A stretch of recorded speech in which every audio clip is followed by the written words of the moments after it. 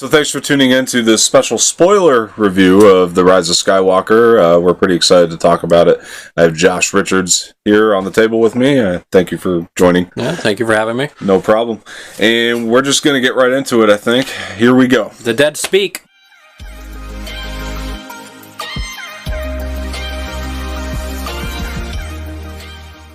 Okay, so should be fun.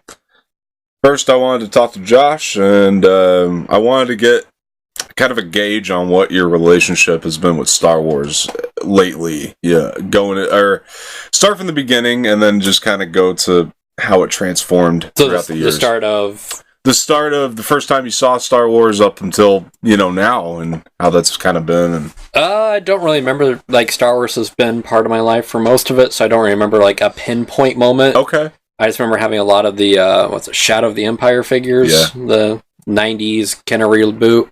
Yeah. But recently it's kind of been like Kylo Ren, because, I want to love it, but The Last Jedi was kind of a break-off point for me. Yeah. And I didn't. Solo was fine. Yeah. But I remember being in the theater and be like, it's dead because there's no one in the theater and it's a launch for Star Wars. Yeah. So I had that Kylo in me. I was like, I want to love it, but no. Yeah. I split in two there, and then with Rise of Skywalker, it's won me back. I had fun again with it. I'm looking forward, and then we have Mando, which is just perfect. Yeah. Haven't played Fallen Order yet, but I think it'll be fun. Yeah. I mean, it was interesting you brought up the Solo thing, because I remember I went to the screening right before you, and then it was just this strange thing, because the first screening was actually packed, and then I remember when you were coming in, because you came in right after me, that parking lot just became empty, and I was like, it was really strange, and it was kind of a weird time in Star Wars, because leading into Force Awakens was exciting, and the hype was great for this new trilogy, and I'd say that won over at least 75% of the fan base. And because I was there for the Force Friday. I was buying the figures, I wonder who this is going to be, who that's going to be. I bought Kylo Ren's figure because he looked like Revan. Yeah, and I was buying the Kylo Ren shirts and the hoodies, and I think I got a figure of him back then. I'm not sure, can't remember. Then the premiere, or the Thursday showing, I remember going to the theater 4 hours early because before assigned seatings. Yeah. So going to that, remember it being a big event. Yeah. I went to Fort Wayne to see Last Jedi, and that was an even bigger event because they actually had a droid in the theater as an AMC, so it's a nicer theater than the one we have here. Yeah. And it was great. And then I remember just walking out of the theater with a bunch of quiet people. Mm-hmm. And then with this, the premiere was, I went to the 10 o'clock, so it was the second showing, and that energy was just kind of gone. But when I left the theater, I was like, okay, we're looking more like what I loved about the franchise, which is just, it's a dumb, fun adventure. Mm-hmm. It is. It's popcorn. It's... Yeah, that's a good point. You can never take it too seriously. I think, I brought this point up to another buddy a little while back, but could you imagine the internet was around when the originals were being done? They would have crapped all over them, because it's a thing where it seems like people have been paying attention to the story behind the scenes, not the story on the screen, and that's been just ridiculous to me. Star Wars has never been something that's had to be over-explained, at least in a vacuum. You know what I mean? Yeah. Of each singular film. They're supposed to be simple serials, the old Buck Rogers. Yeah. Which I'll admit, and I do love the movie, Last Jedi did break the simplicity of it when it tried to be more complex than maybe it needed to be. And, the prequels, we could go back and forth all day. I've learned to respect them a lot more. Attack of the Clones I still struggle with when I watch it, but I love Revenge of the Sith, and I really do enjoy Phantom Menace now when I revisit it. And but on the prequel point, I was gonna say, but when this trilogy started, it felt like when I was younger again, and the prequels are coming out, and there was all these cool toys to buy, and that's how I felt. Yeah. And I think that's how a lot of people felt. And then Last Jedi happened, and that's one thing I noticed when Last Jedi came out. There wasn't much merch. It was all pretty bland, Porgs. Yeah. And then the Kylo Ren figures were kind of meh. Rey was just It's gray. true. It's true. It was like...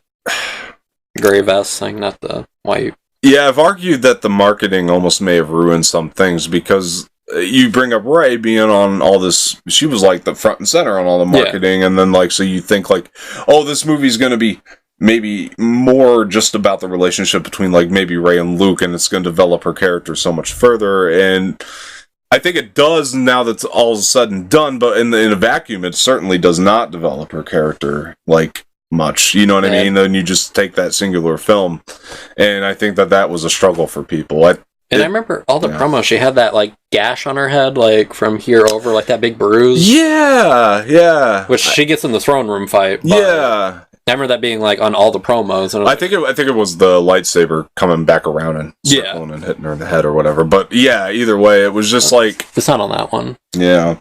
I remember because Target had the giant standee was her, and she was on. The planet that Luke's on, I forget the name. Yeah. Octo. Yeah. I think it was mostly because but it was all the marketing, like I was saying, you know, I think that really kind of went and, you know, it definitely led you thinking that the movie was going to be one thing for Last Jedi, and it wasn't. To Rise of Skywalker and Force Awakens, I would agree, J.J. Abrams, I think the marketing definitely reflected what the films were. And this, I think that's part of it. Like, marketing does ruin things. But into Rise of Skywalker, for me, I had a fucking blast with this thing.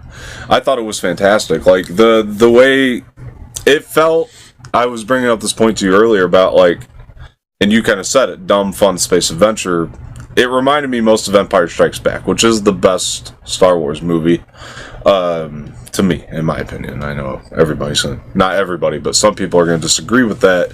And tonally, it felt like that. One of the things I respected about Empire Strikes Back is when it started, or when the action started, it never let up. And this movie kind of did that. You got a little bit of a deviation, which was still exciting when Luke was getting trained in Dagobah with Yoda in Empire, but other than that, it's a fast-paced space adventure, and this movie had that again. Let's start with the beginning, though. So the crawl happens. For me, I think you said the same thing. The crawl just really made me nervous for it, and I was like worried. I'm not gonna dock the crawl now that I know what the movie was, but it was such a short, not in a good way, sort of crawl, and it really just doesn't really give you too much. It was part of a Fortnite promo, which At last, the work of generations is complete. The great error is corrected. The day of victory is at hand. The day of revenge. The day of the Sith. Anyway, but you felt that way? Like you were just nervous? Like I just thought, I was like, this isn't promising. Like the hokey, like the dead speak felt like some news article on, like, what was that? Oh god, Global News, was it? Where they had like dog found in Titanic, Batboy lives. Yeah. I felt like one of those. It is a little hokey, and you know, I wish it said like, oh, Kylo Ren's now searching Mustafar. Yeah, because he was on Mustafar in the opening shot that we saw.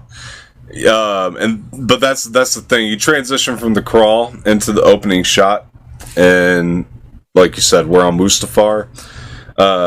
You wouldn't know unless you read the visual. It's true. The visual dictionary. But the shot of Kylo slaughtering people. Oh yeah, was just about everything I ever wanted, and in this sequel trilogy. And he throws the guy's head onto the desk and slams it down. Oh, everything, man! And I loved it because it lets you know, okay, we are picking up from where we left him in Last Jedi. He has embraced full dark side. Yeah. Like he's one hateful motherfucker. Like he's embraced it. Adam Driver, just the looks on his face. He always does this well.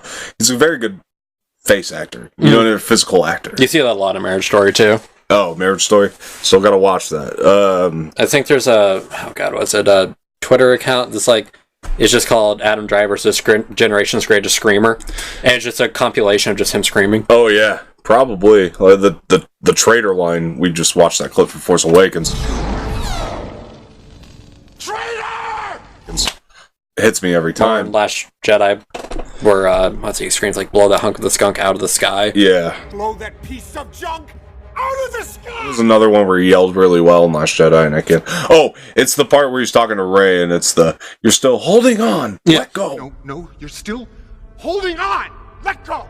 I thought that was awesome, and he always does that, and but the facial expressions in the beginning of this movie, I think, told all, that you needed to know about where his character was at, outside of the fact that he's Supreme Leader. We kind of know that. But I think everybody was curious of, is he really going full dark this time, or is this just a phase at the end of Last Jedi, and that opening shot just told it all? He's full on dark. He's... Wonderful, he hasn't got the eyes yet. Okay, good point. But he has embraced the dark side more than he ever has. And it's not just an emo teenager face. He's pretty badass in this movie. And I thought it was an interesting choice, and I'm talking all the way from that shot, and all the way until we get to Exegol. I almost called it Dagobah. Exegol. There's really no dialogue in this movie. I thought it was an interesting choice by JJ. Nobody says a word until he gets to Exegol, and the Emperor talks. Yeah. And then that's the other part of this, is Palpatine's back. What'd you think of Palpatine's return, the way it was executed, outside of the opening crawl? Like, when you see the visuals of the Snoke bodies and the bacta tanks, I guess, or whatever. Go ahead. He became an undead meat puppet, and it reminded me of the Tortured Souls McFarlane line, and I just loved it. Okay. Like, him just hooked up to all the machinery, like, being, like, he has no legs. Yeah. His weird deformed hands, like solid white eyes, and he has like all the little cult members running around. I thought that was cool. Yeah, I loved it. It was hokey and goofy, like Palpatine should be, like over the top. Well, yeah, that's the thing. Like, what is Star Wars without a little hokiness? Yeah. Right? And I think that's the foundation in which the films were built on, which I think people forget. I'll get ahead here by being, when he gets the full Sith powers back and his body restored, he gets like brand new robes with like really nice sheen to them. Like, yeah, I agree. That's just Palpatine to a T. Absolutely a hokey idea too, but that's him. He's about appearance. Yeah. As if he never fixed his face. Oh, true, yeah. He's always been like, I mean, when we first saw him, he's, classy ass senator. You know what I mean? And he had like a little red stash. Yeah, they kept consistency with that, and I was appreciative of that. Now, the thing I'll say about the Exegol stuff, this is something I really love.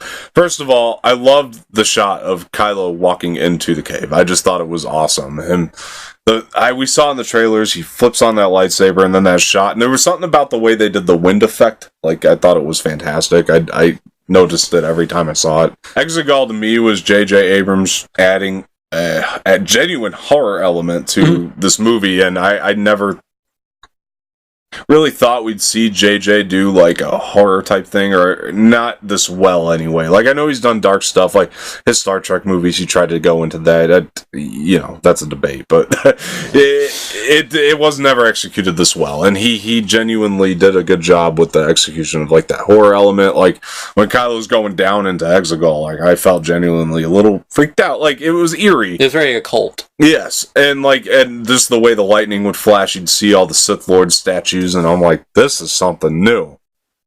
That's the thing, like, the movie can be predictable, and people argue that it is, but there's new ideas in this movie, for sure. Like, Exegol is a very new idea to me. Anyway, so he gets to the Emperor, and yes, I loved his appearance as much as you did. It's the horror element once again, which I thought was something new, and he goes up. I love the shot of him pointing his lightsaber at him, the way that we revealed the appearance of the Emperor. The voice of the Emperor was awesome in the surround sound, I thought. In IMAX, it just sounded so great. At last. Oh, yeah, he always... Oh, my God. They just, they did something... I don't know. The sound design in this movie is incredible across the board. It makes me think back when, in episode 3, when he does the Rise. It's like how it just... the reverb of it in the theater. Yeah. Now, I agree. And, yeah, it was just... when I saw it in IMAX, I saw it on standard the first time. Yeah. So when I saw it in IMAX, it definitely sounded better, or cooler. You know what I mean? My second time I saw it standard, I actually enjoyed it more on standard screen. Really? Interesting. Oh, I might... You know what? It's not that surprising, though, because I kind of did that with Last Jedi, where I saw it IMAX first, standard second, and I felt like... Not to mention, I was pretty much in nosebleeds with Last Jedi, but yeah, when I saw it standard second, it was a better movie. I was able to appreciate the the scope of it, I guess. Is like the scenery just looks better. IMAX is a fun novelty of the giant wall screen and better sound, but the aspect ratio just looks better to me. Yeah. And more enjoyable. And that could possibly be...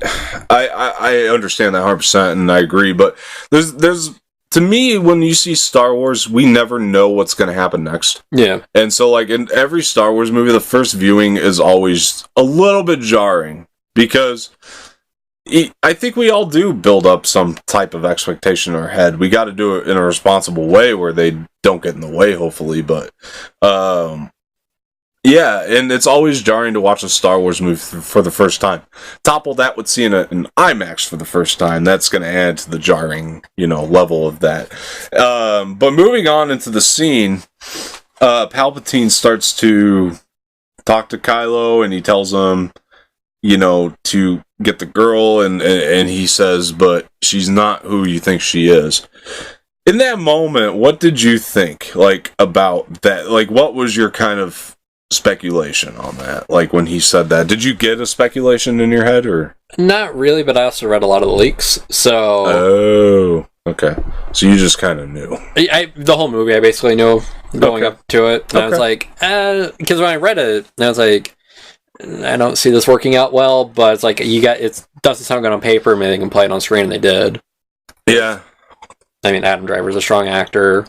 Daisy Ridley did a good job in this movie. Yeah, I mean, and I've heard a lot of people who read those leaks that said that they were correct, supposedly. Yeah. I know that especially because I remember John was telling me about the leaks, and he got a lot of this, but it doesn't sound as bad as he's making it sound, because on paper I could see how that sounds bad. Yeah. You see it in the movie, it's executed because the Han scene I thought sounded stupid. I was like, that doesn't really work. But then when I saw it in the scene, I'm like, I actually like the scene, because it's just a memory of 7. Yeah, one of the things I told John, too, is you could read those leaks in 10 minutes. This is a 2.5-hour movie, you know what I mean? The leaks are bullet points, you know what I mean? You got to really know how it's going to be executed and how it all fits in the story. But, yeah, anyway, so for me, it was more of I thought she honestly was going to be kind of like how Snoke was made, and I didn't really like that either. Before going in, I was like, that'd be cool if she was some type of clone, but then I was like, not on board with it for some reason. I don't know. I really didn't want her to be Anakin reincarnated. Yeah. That was an ongoing fear of mine when, after 7 came out, because people started talking what if they did what they did with Avatar? And I went, no. Well, that was a supposed script leak in Last Jedi, too. Yeah. I remember reading that and saying, that is a terrible line. On paper and in movie, there was no way Mark Hamill was going to say the line where she said, something about, who are you? Or she says, who are you, to Luke, which is dumb in the first place, because obviously she knows who he is, but she says, are you my father? And he goes, no, you're mine. There's no way you're going to make that work on paper or in the movie. It's just, there was no way that was going to work. And, say what you will about that, but that did not happen. Thank God. Anyway, but moving on, so then we go from... she's not who you think she is, and then we get the Poe and Finn thing, which I don't know if you caught the scene at the end of Mandalorian the day before. They had that scene in there at the end of Mandalorian. I didn't watch the... okay. Because I watched Mando right before I saw it. I see. So I was like, I just really need to Yeah, you're going to see it, right, exactly. Anyway, they had that scene, I liked it, and when I saw it in Mando, I liked it in the movie. It reminded me of Force Awakens, honestly. That's kind of what... They gave them more of that chemistry. Yeah, and I was happy with it in Mandalorian. I was like, okay, great. And then, you had that one creature, which they made a bigger character in the Battlefront game. The slug thing? Not the slug. I'm talking about the one that comes up and, win the war. The one voiced by Mark Hamill. Yeah. Thank you. That's the one. And yeah, that was the one where it was like, for me, it was like, okay, because it was hyped up in Battlefront like days before the movie even came out. And I was like, I thought it was going to be a bigger character, and just ended up being nothing. They fought in the war toward the end, but it wasn't like anything massive. Yeah, no. Like, they're just resistance, you know. Which there's something similar on the First Order side of things. I'll get into that in a bit. So we go from Poe and Finn, and then we flash to Rey, who's on... Do you remember the name of the planet? I don't. I remember she's doing the Avatar pose. Ajan Kloss is the name of it. It's in Battlefront. That's the only reason I know it. Ajan Kloss is the planet that they're on, and I guess this is the new Resistance base. I think they said something about it in the crawl. I can't quite remember. But it's the new Resistance base, which fine. Even if they didn't touch on it, they had to get a new base. They can't all live in the Falcon forever, so that's fine. Whatever. What happened to the Porgs? They're there. They're in the movie. On the Falcon? Because it's supposed to be infested. I don't remember if they're on the Falcon. You're right, and it is in the books as well that were leading up to this. So I'd have to look back, but they're definitely on Octo when she goes back. Okay. Yeah. Because I saw them on the planet, but just the ship was supposed to be infested, so... Yeah, I'd have to look back into that. Unless they just airlocked. Yeah, maybe. Chewie ate them all, I guess, but it's a possibility. He does love the taste of those porgs, but but yeah, we see Rey. She's floating in the air, rocks around her again, and she's doing the "Be with me" line, and that had me worried. Did it? Yep, because I was like, oh no, that looks straight from Avatar, which I don't know if this becoming. Last Airbender, not the James Cameron movies. Yeah, I gotcha. Yeah.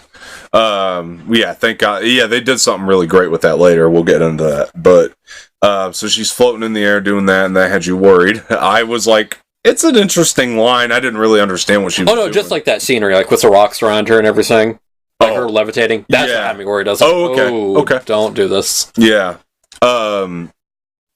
Yeah, I can see your point. It does seem maybe on the nose of not even just Avatar, just other things that we've seen. Yeah, like I've seen past, and levitating characters, elements around them. You've seen that. But this movie, the visuals were great on that shot. But either way, anyway, and then she, comes down like Peter Pan, which was a little jarring for me the first time I saw it. I've grown used to it more. Like the second time seeing it, I was like, oh, okay, this is fine. Yeah, she did this Peter Pan flip and came down, and Leia's there, and then I thought it was cool that Leia was training her. Like, I thought that this was like, okay, now I understand what you did with those scenes, and I understand how you worked them in. More you watch the movie, the more it became seamless to me that Leia was in there from scenes from Force Awakens, The Last Jedi. Like, originally I was like, okay, I see how they worked her in. Yeah. Anyway, and then she's saying that she's trying to contact the Jedi from the past, and I was like, okay, great. That's cool. I understand the "Be with me" line, and, I honestly, when I first heard it, I thought she was just trying to get a hold of Luke. And I thought that was like, that's a little cheesy. Yeah.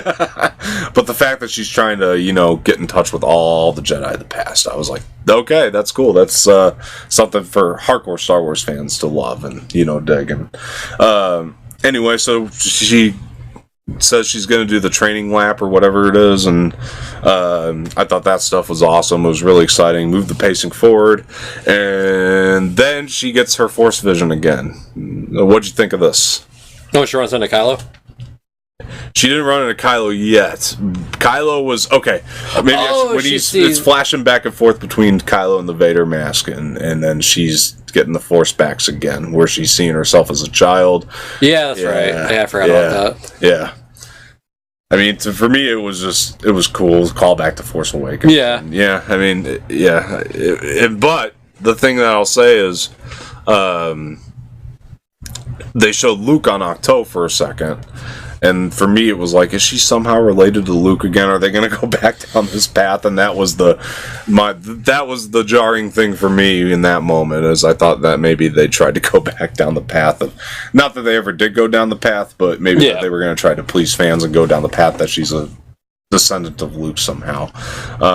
So thank God they didn't do that. And then anyway, so they're moving forward, and then Poe comes back, and then this to me is where the movie really starts to get great. Poe and Finn come back, and then we get this chemistry between them, where there's a lot of humor and stuff. What do you think of the humor in the movie? Did it work for you? Yeah, it was fine. It wasn't jarring. Yeah, it seemed like Star Wars humor mostly. It did remind me of the dynamic between Luke, Leia, and Han in the originals. It was like quirky humor that you get with like good chemistry. Yeah, and I honestly felt like they'd been together for a year, or however long. It's a year, right? The time jump. I think it's about a year. Yeah, it's about a year. Yeah, I think that's what they said. It's about a year-ish, and you could feel it though. They've been together for that long, and I thought it was interesting that Rey has been on Ajan Kloss's training and this entire time, and I thought it was an interesting decision, especially, but I liked it because my worry going in is that they were just going to make it like Rey's all of a sudden this fighter, and she just leads the Resistance everywhere they go. And my worry was that because they didn't really do it, but they alluded to that might be the case in the books. Like, you get that impression that she might be the one just leading the Resistance all around. Yeah. In the books leading up to this, but I liked that she was staying on Ajan Kloss training. She wasn't just going out there into the fight right away. Even though Poe said she was the best fighter that they had, but still. Anyway, moving on though. So she could have got that ranking because she helped kill Snoke. So yeah, that's why it's like you're the best fighter. Like, she did take down the top bad. But Kylo really killed Snoke. Yeah, she could have spent that story however she wants. It's true. Then they move on to their kind of time back into the dead speak. They clarify that that is Palpatine. Which I kind of liked. I was like, okay, this voice must, even though the Fortnite thing kind of contradicts it, but it's Fortnite. It's not official Star Wars. Yeah, they should have had the message though in form of Star Wars medium. I don't disagree entirely, but I was actually happy with the fact that the mission that they were on was to actually confirm that it was Palpatine. Yeah. Rather than it just being... So it kind of shows that whatever they heard throughout the galaxy was subtle. Like, it wasn't just blatant that it was Palpatine to them. So, because Poe and Finn actually had to go out on a mission to figure it out, And I enjoyed that, and... Then Rey suddenly says that she's found it in Luke's journal, that he knew how to get the Wayfinder. The Wayfinder's a weird thing for me. I don't know if I have an issue with it, but is it a holocron? How did you take that? It looked like one, and it seemed like one. It has to be. But they never once referred to it. But it's got to be, because it's almost like, I guess it's the Star Wars GPS, right? Yeah. But in Rebels, I was thinking back, because Maul used the holocron to find his way to Tatooine, didn't he? Where Obi-Wan was? I think he did. So does that make that a Wayfinder in Rebels as well? Or do they just not know what a holocron is in this movie and just, call it a Wayfinder? That may be it. Because unless it's not in the ancient Jedi texts. Yeah. Because Kylo ever called a Wayfinder, or does he just... I don't think he says much about it. He grabs it for the moment. Because if anyone knew it was a holocron, it'd probably be him. Yeah, Luke would have told him that. Yeah. In this training. That's the other thing. I think it comes up right around this time, the council meeting with Kylo. Awesome. And he brings in the head. Yep. Awesome. Awesome stuff. Because that reminded me... It came straight out of A New Hope. The council meeting with Vader. But instead of Force choking, just slamming him. It's another example, too. It shows Kylo's, he's embracing the dark side. He's really in this. And he has a nice Ren with him, which we may be the first people to mention it. Yeah. There's a Dead Don't Die reference with them calling them ghouls. Yes, they do. Reference another Adam Driver film, for those of you who don't know. And there's a famous line in that movie says that where Adam Driver says ghouls, the troopers say ghouls in this. Yep, it's a similar way that he did. By.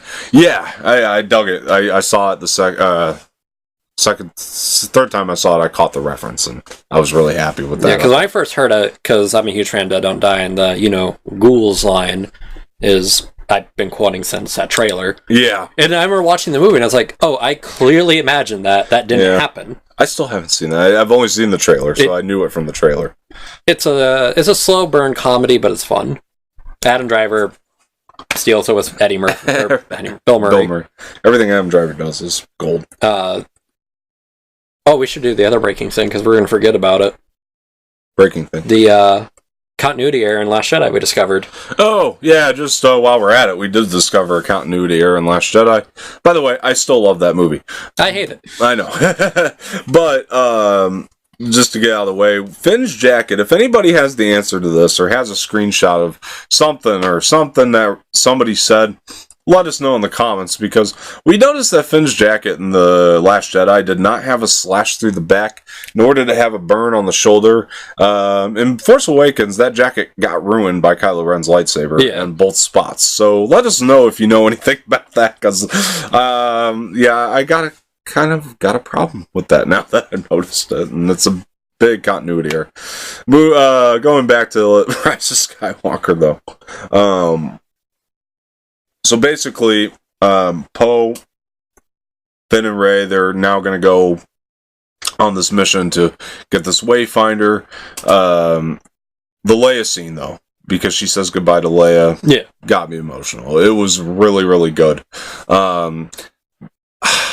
It's hard because you said you read leaks, but did you think in that moment that Leia was going to die midway through the movie?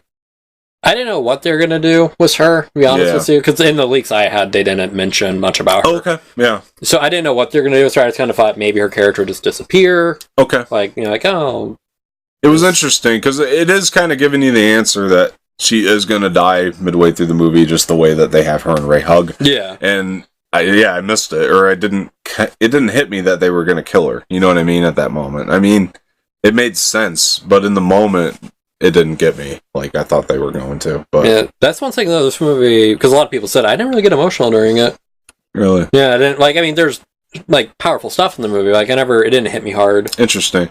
I teared up a few times. I know other people did too. But of course, again, you're with me when I first saw it. I had no.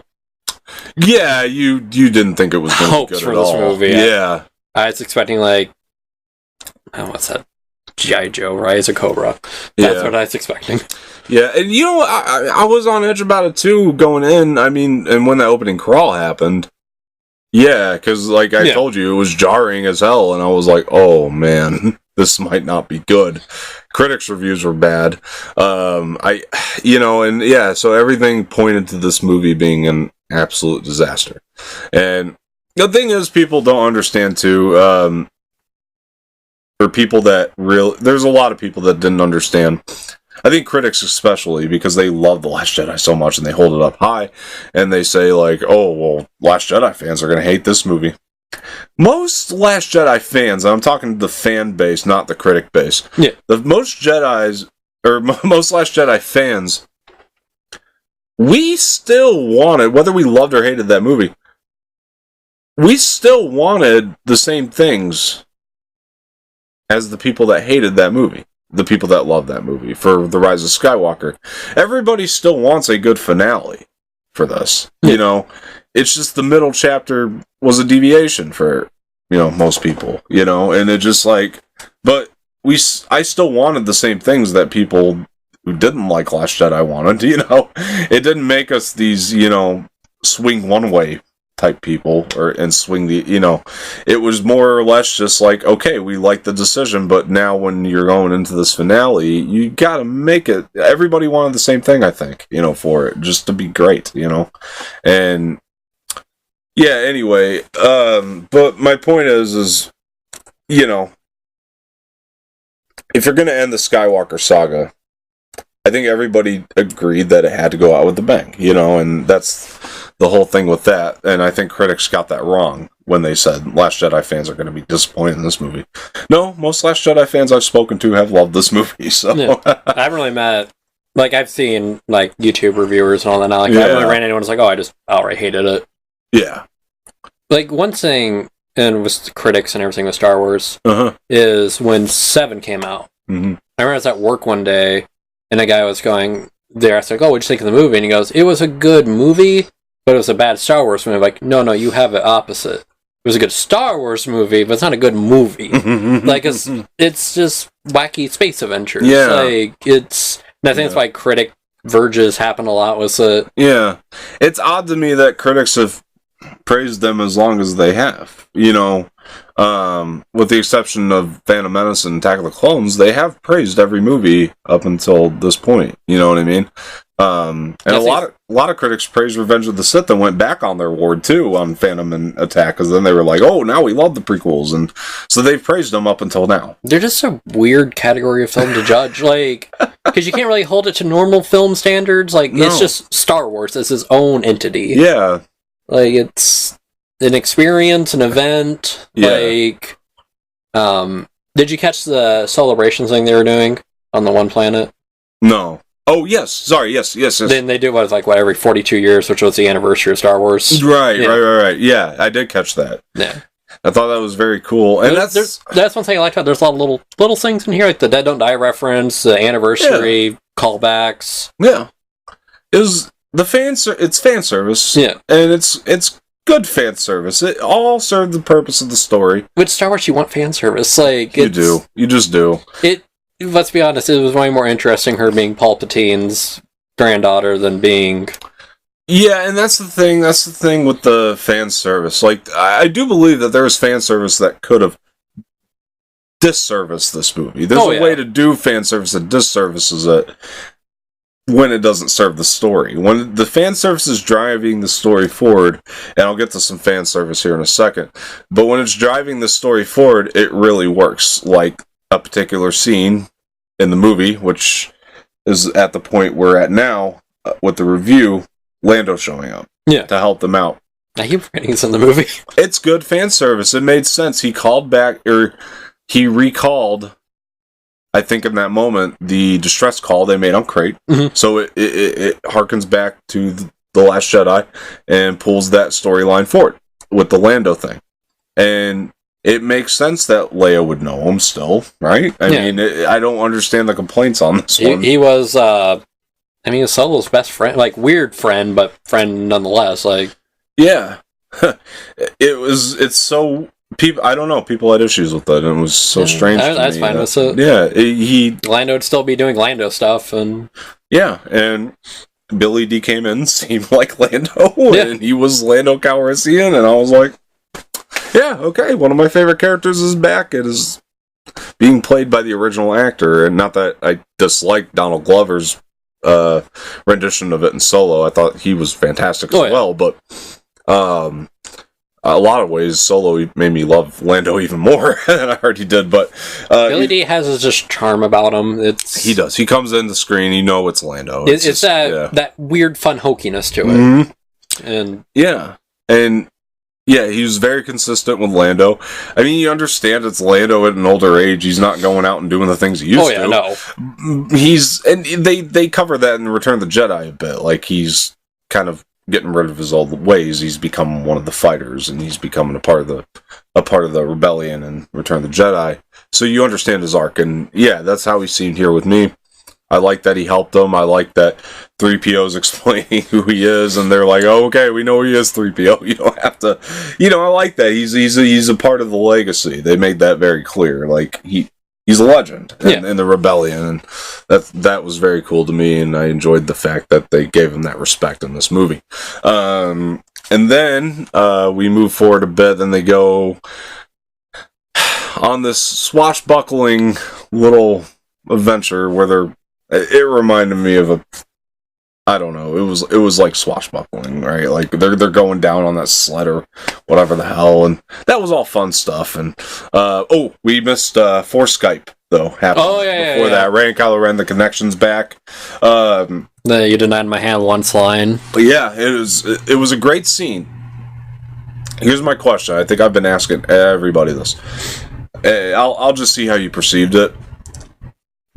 Have they not Force Skyped for like the year between Last Jedi and this? Or have they been Force Skyping and they just figured out how to control it finally? I think she's been trying to block him, and then he got through. is what it seemed like. Okay. It took her by surprise when she saw him. Yeah. And then she commented on the mask with the cracks in it, like, I can see through the mask. Yeah, okay. This kind of makes sense now, because I'm thinking back to the last time they did it in Last Jedi, which was when she closes the Falcon door on him. To me, that was her going, I'm cutting you off now. We're done with this. And that she was probably going to work hard to try to, block him off maybe for the year, like you're saying. And you got to remember, he had the Vader mask out at that time, too. So he probably... We know that somehow, that's the way I looked at it, he's kind of getting some power through that. Which is why he was able to tap into her mind toward the beginning of the movie as well, when she's just getting that random force-back vision and stuff. That's the way I looked at it. So yeah, or it's just something that grounds him, like a meditative thing. That too, yeah. That's a good one. That's a good... Because I know in the visual dictionary, and you see it in 7...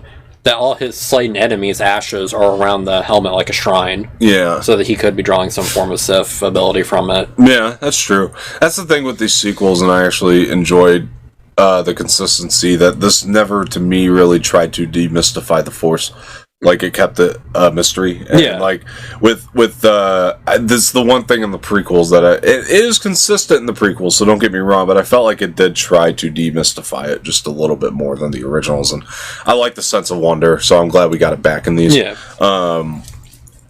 And anyway, so... Yeah, so we're never going to understand how the Force works, but it had something to do with that, and yeah, she probably has learned or has trained to block him off, over the year span, and then he got through, like you said. Well, it's been alluding that she's been working with the Force and training like really hard for over the year, so maybe when that was the one moment where she slowed down in her Force ability, like training, and started focusing on something else that he got in. I wonder if it was like, okay, I need a shower, but before I do that, I gotta learn how to block this guy off. Be fair, though, she eavesdropped on him with his high pants, because he walked right out of the shower. True. Yep, that's very true. Anyway. So... After that, this is the part, though, we're going to go back into that little swashbuckling moment where they're going down, the they fly now scene that people seem to take a big issue with. I thought it was fine. It worked. Especially, it was jarring when I saw just the clip beforehand, but when I saw it in the movie, it worked in the context, because it came and it went. You know what I mean? Like, it came and then we're right back into the action. Yeah. I was good with that. But it leads me to one of my biggest issues with this movie. The quicksand. I don't mind the quicksand as a concept. Like, the quicksand is fine. Oh, yeah, that was the thing. I know what you're talking about, yeah. Yeah, the quicksand thing was fine, and it kind of brings up two of my issues. First part of that, when they're going down the quicksand, you get Finn telling Rey, I forgot to tell you, go down. Yeah. All three of them go down this quicksand. This is my issue, though. The dagger. They just stumbled upon this damn dagger. Yeah, the Force works mysterious ways. That's too big of a plot convenience for me. I think it should have been a little bit more of a struggle. Like, I think it might have been better payoff if, like, the creature was, like, guarding the dagger that was down there. Maybe. That could have worked a little better. Snake thing, yeah, the creature and the Force healing, which I'm okay with. That was a cool little pull from Mando, the Force healing. Yeah. And that I understood. And yeah, she'd probably know how to do that if she's been studying those texts. And it was confirmed, people are going to complain. We've never seen Luke do that. Well, Last Jedi kind of did go over the fact that Luke never really read those texts. Yeah. He kind of skimmed over them. Rey strikes me as the type of person that was really studying those things for the most part. And also another thing, too, is what Palpatine says about them. That Force bond they have, which definitely makes them better healers, hasn't been seen in generations. It's true, yeah. What do you call it? The dyad in the Force? Something like that, yeah. Yeah. I'm trying to figure that one out, too, because Palpatine is no longer Vader's father, by the way. I don't know if you saw that. Oh, yeah, that he didn't will him into existence. Yep, which, a little disappointing on my end. That was a weird canon choice for me, because they alluded to it in canon, and now they're just, they're deviating from it. But... okay, I guess you could take the incest thing off the table now, too, you know? I get it and I don't get it. I don't get, what makes them a dyad now. Do you know what I mean? Yeah, they don't bring it up. Yeah, like, he says we're one of the same. Yeah. I don't understand that. Is it because Palpatine trained Vader? That's the only thing I can think of. Maybe In the dark side? Yeah, that's the only thing I can think of. So, like, the power did still kind of get passed down from generation to generation. Well, we'd have to go down Palpatine's family tree. Like, maybe he was willed by the Force. Maybe. Okay, I could make sense of this. We're skipping ahead, too, but I could make sense of this, I think. Okay, so if Palpatine bestowed everything he knew upon Vader. Yeah. Then Vader's bloodline is... Or, in Vader's bloodline, Kylo is the grandson of Vader. Or grandchild. Yeah. Rey is the grandchild of Palpatine. Both have the same power, I guess. So I guess that's what makes them the dyad in the Force. I don't know. I need more explanation. Yeah. But I think that's the best sense I can make of it for right now. Anyway, so back to the dagger that I really didn't like. And I don't mind the dagger being in the movie. I just had a problem with the way they found it. Yeah, it was just like they stumbled on it, and I'm like, Luke couldn't find this thing? You know? And it is my biggest issue in the movie. Well, Luke was dealing with his own issues. Yeah, but I don't know. Not at the time he was trying to find it. I don't think. True. No, because that was before he had his issues. And yeah, because he was training Leia at that point. Yeah, and it was just one of those things that just kind of betrayed the idea. And you know, my goddamn canon. But in Battlefront, he's going around. He's looking for Emperor artifacts from the Emperor. Yeah. And one of them was the compass. We see it in Last Jedi in his little cave in Octu. And his hut, not cave. But he found in Battlefront. You would think after all that time, like, he can get under quicksand to find a dagger, but okay. Moving on. It was just too big of a plot convenience for me, and it's one of my issues with this film. And then they got the Finn thing. Rey, I gotta tell you, which we'll get into later. Anyway, so moving on, so they get out of the quicksand. Rey heals that creature that they're about to get attacked by. Again, I enjoyed that scene. It gave us an idea. It was kind of foreshadowing that the Force healing was going to become a big thing, and it pulled from the Mandalorian once again. And then they're moving forward. Chewie gets captured, and then we get the big epic moments. We'll talk about the TIE fighter scene, which, you know, I'm so glad that panned out the way it did. We saw it in the trailer. That scene was fucking dope. Rey going over that, cutting the TIE fighter, was really awesome. And then we see Kylo survives, to nobody's surprise. He did survive that one. And he's coming out. They're walking on the battlefield. This scene, the way it was done was so intense. And, you know, Finn yelling, you know, they got Chewie. And then... this fucking shit. They're both using the Force to pull. She starts using the Force to pull the ship, which we've never seen that before. Yeah. In a movie, and because it's in novels and The Force Unleashed. Oh, was it? Because Starkiller needs to. He pulls down a Star Destroyer. Yeah. Well, then I don't know if we have seen it in canon. I think Vader does it as well in the Vader comics. And when Ezra drops a TIE fighter on him, he lifts it back up. Rebels. Oh yeah, that's right. Okay, so we've just never seen it in live action. Yeah. And that ship was pretty fucking far, like, by the time. But yeah, I get what you're saying. And yeah, so her and Kylo are having this tug of war with the Force with the ship. Then the Force lightning, and I know you said you read the leaks and you knew that she was related to Palpatine already. I didn't know Palpatine yet. Oh, okay. Yeah. So I knew she's related to someone. I didn't know who. Okay. One of my buddies told me he knew in that moment that she had to be related to Palpatine for some reason. I don't know. He caught that with the lightning. I didn't make that connection. What'd you think? I saw it and went, oh dear God, no. Oh, really? I was like, oh God, no. No, don't give her that right away. Oh, okay. But then like, oh, she's Palpatine. I'm like, oh, okay, there we go. Oh, right, without payoff. That's his bread and butter. Yeah, the first thing I thought was, okay, there were so many things going through my head. First one was, okay, fans are going to be pissed. Number 2, how and why? They better not throw this away. I'm going to be pissed. Number 3, Chewie's dead. 3 things going through my mind. The Chewie didn't get me because I knew about the trailer.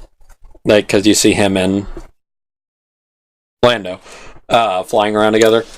You're not wrong. But part of me also went, that would just be hilarious. That's how they kill him, because everyone would just hate that character now. You're not wrong, but you remember what the Russo brothers did, throwing in scenes and things. So, but I get what you're saying. Yeah, so you were just confident that he wasn't. I was like, it's not going to be. Yeah. My prediction before going in was that he was going to be the one to die. I didn't expect like that, and I didn't expect so soon. And then, Daisy Ridley screams the Chewie, and that was like, oh my god, this is actually happening for me, and it was just, that was an emotional moment. Anyway. Kyle was just like, people hated me. I killed the space dog. What did Kylo do? He just fucked off or something, like, after that, right? Or... Yeah, he was right, like, I mean, I killed my dad. She killed the space dog. I gotta rewatch it. I gotta see if, I don't remember what he did. Was he actually, like, freaked out a little bit, like, by the lightning? Or... I think the lightning is what... Yeah, I think he freaked him out a little. Like, I would be. But he would know at that point, though, didn't he? About the lightning? That she was the Palpatine. He knows by then.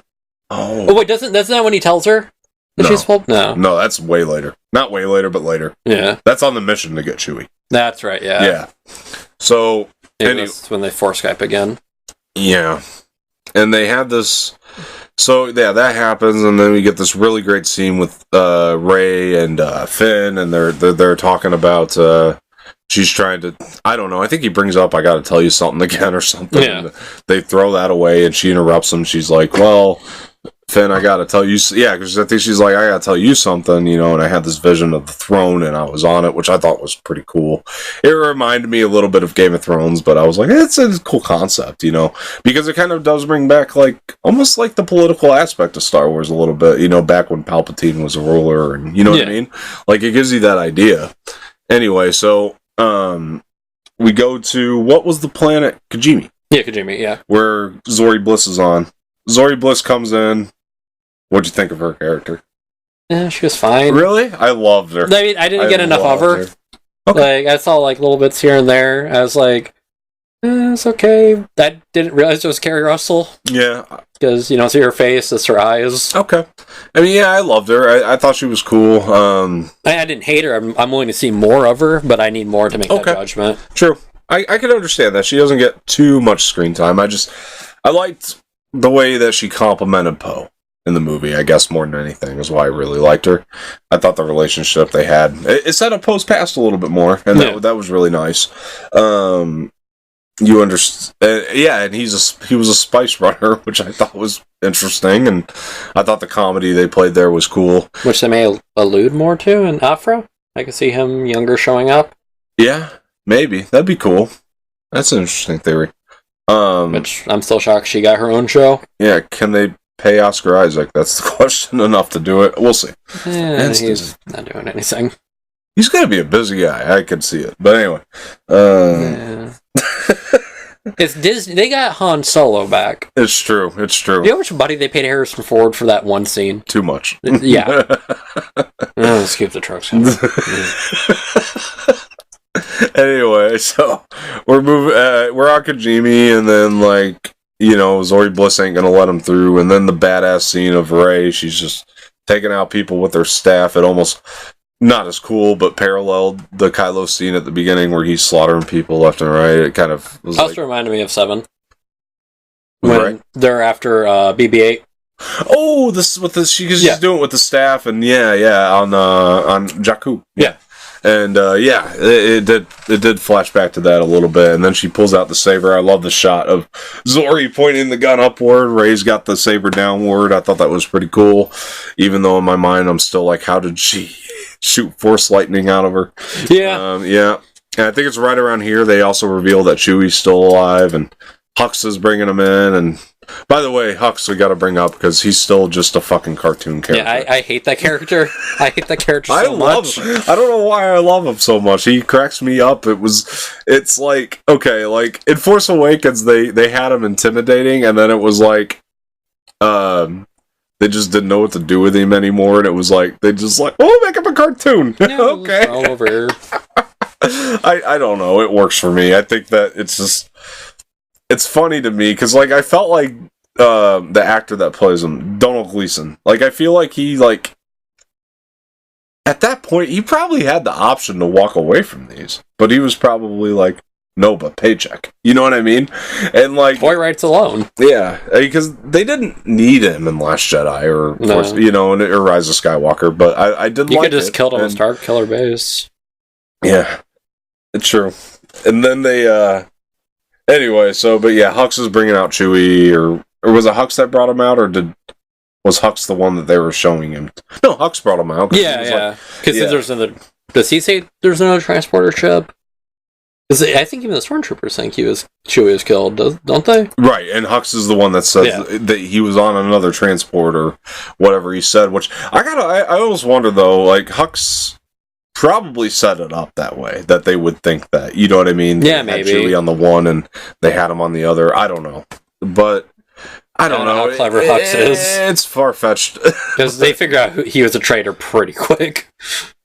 The Richard E. Grant's character did, but Pride. Yeah, my question is, how long was he a spy? Yeah. Maybe during that year. Yeah. No, it was probably right after Last Jedi because he hates Kylo Ren. So the idea of Kylo Ren becoming Supreme Leader. Yep, he didn't like him in the Force Awakens either but he wasn't Supreme Leader then. He was just reported to Snoke. True. He's like because the one thing he said, skipping ahead again. Yeah. Well, the one thing he said is, I just need Kylo Ren to lose. Yeah, we need him. I need him to lose. I don't care. Yeah, so it was probably the Supreme Leader that was the icing on the cake. Like, and I was like, okay, fuck this. He's got to go. I don't need this guy rolling my galaxy, or being my boss. But either way, so we're moving forward. I like that they made him a spy only because it reminded me of Callus and Rebels, what they did with him a little bit. Callus was a much better character. I don't want you to think I just like that they kind of cherry picked that from that a little bit from that show in that regard, and it just reminded me of it. But no, Callus is a far stronger character. I recognize Hux as a cartoon. I just think it's funnier than fuck. Which is ironic because Callus is actually a cartoon, and he's more real than him. Anyway, so we're going to Kijimi, and then 3PO has to get his memories wiped.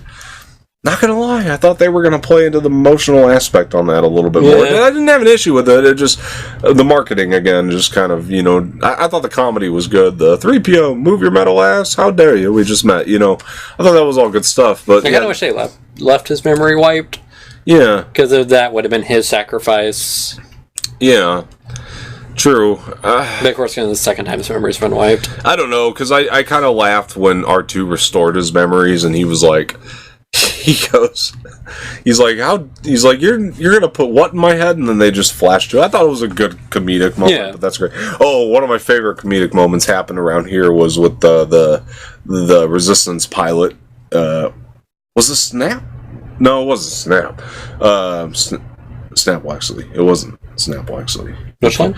The one who comes up and he's saying like no word from the Falcon or whatever he says, and then this was with Leia and Rose, and Rose is like, "Do you have to say it like that?" And Leia says, do me a favor, just be more positive." And he's like, "Okay, this is terrific. This is great." I thought that was funny. Yeah, I think it was Snap. Was it Snap? Yeah, I think it was Snap, yeah. Okay, I can't remember. I can't visualize him now for some reason. But I think it was him. I remember the lines. It was hysterical. But it was Snap Wexley? Yeah, I think so. I'm pretty sure it was. Okay, I'd have to go back and watch it and correct us if we're wrong. But or don't. or be nice and just tell us we're right all the time. Anyway, so... Akbar Jr. too in this movie. Yeah, we did. That was Akbar's son. That is canon. I can't remember what his name. They called him Junior, but in the credits he had actually like a full. He does have a full name, and it's different than.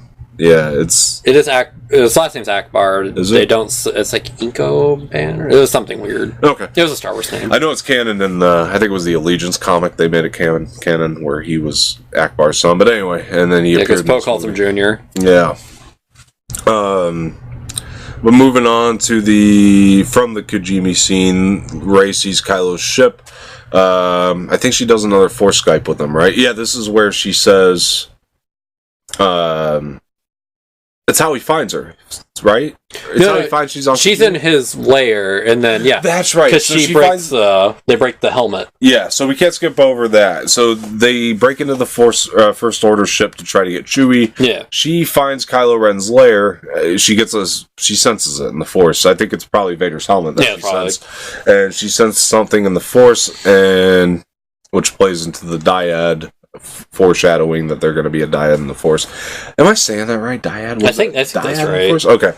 I'm saying it again tomorrow, so tomorrow I'm like, oh my god, we're wrong about everything. Which somebody, right, this whole review doesn't matter anymore, okay. Somebody told me that actually meant that they were soulmates through the Force. So they were technically meant to be together from the beginning. That's what somebody told me that kind of meant. Because of... And it does have something to do with the Palpatine-Vader connection, but I'm saying that if you're a dyad, you are soulmates. That's what somebody who has... I can't remember who I was watching. It was an actual legitimate Star Wars channel, though, on YouTube that they had said. I mean, it would make sense. Yeah. But... they just didn't explain that in the movie. No, not at all. That's going to be a book that comes out down the road. They said dyad, and we're just like, okay, the mystery of the Force remains, and we go with it. Anyway, so she Force Skypes with Kylo Ren, and this is one of my favorite moments in the movie, when she's Force Skyping with him, and he's trying to tell her that he knows who she is. I thought that this moment was incredible. I loved the they called it flash fighting, where the scenery would change around them. Wow, that was great stuff. I thought this is where, to me, Daisy Ridley's performance was fantastic, because, like, I just loved her line delivery here, and Adam Driver's great in this too, in this moment as well. But yeah, she really took the cake, I guess, for me in this movie when it came to that moment, especially.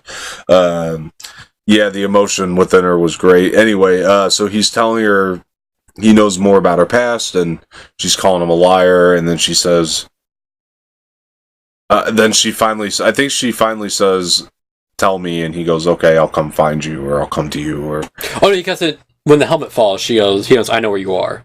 Oh, that's right. Yeah.